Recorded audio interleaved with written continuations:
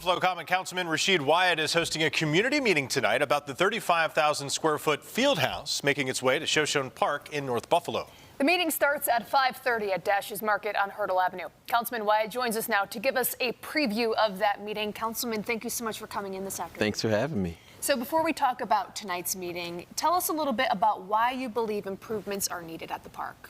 Well, I mean, we are going through a master plan process for Shoshone, and so that was already actually scheduled. And we've been having more community meetings, but actually we moved the community meeting from Bennett High School to Dash's because we weren't getting a lot of participation. And I really believe that, you know, when we're putting a facility such as this, as well as addressing the park's needs, we need the community to come out. And I don't want to just make a decision with 5 people, and then all of a sudden people are like, well, why would we do this?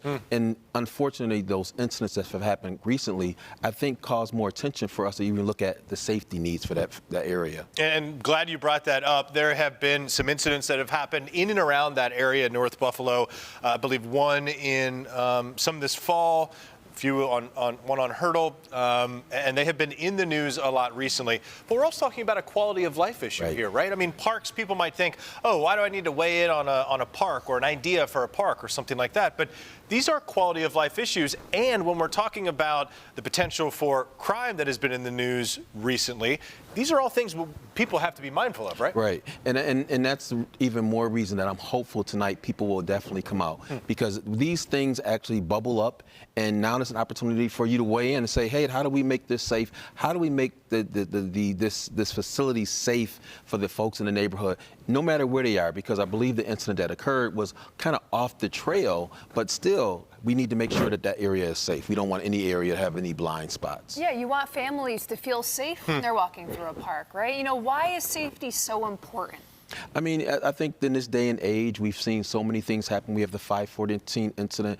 That has to be a priority. And we need to make sure that we're always paying attention to it, because again, we wait for an incident to happen, then we jump to it. Well, we need not to wait till an incident happens. We need to start looking at that now. The lighting, cameras, all those things you need to be paying attention to. Anything that we do, because it's just a different time. And it's a good time to be thinking about that sort of security and safety, because there are things that the city can do for not a tremendous amount of expense to make that area safer. Things like cameras, tying them into police departments or the local district and things like that. I imagine those conversations are all ongoing, particularly when police notice, you know, maybe not a trend. We don't want to say that's a trend, but if they see a repeated crime, they know how to address it. And that is what they're able to do in this area. Right. I mean, and there's so much going on in this area right now, like the LaSalle Street Station. There's going to be some developments there. We have the Tom Smith sports facility. That's happening. And then the master plan of Shoshone Park. So now we have a collaboration of things and activities that we got to be on point as far as making certain that that area is safe, because there's going to be a lot of activity going in that area. So what falls under the master plan for Shoshone Park, specifically phase 1, which you will be talking about tonight? Well, actually, it's really wide open because we've just started having these conversations. I believe this is going to be our 3rd meeting. And so, again, you get an opportunity to weigh in, and your comment or your concerns have the ability to really kind of mold this plan. And I really believe in the community being a part of it. So, again, we moved it from Bennett High School to Dash's, right in the heart of the community, so that folks will come out. And I think because it's been in the news, we'll get more people, because we want their input. Yeah, without question. Councilman, give us the lowdown logistics for tonight's meeting.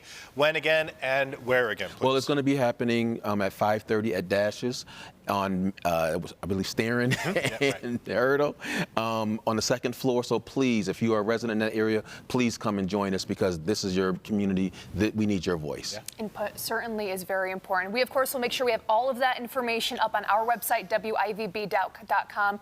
Councilman, thank you so much for taking the time this afternoon. Thanks for having me. Thanks for being here. All right, Chief Meteorologist Todd Santos.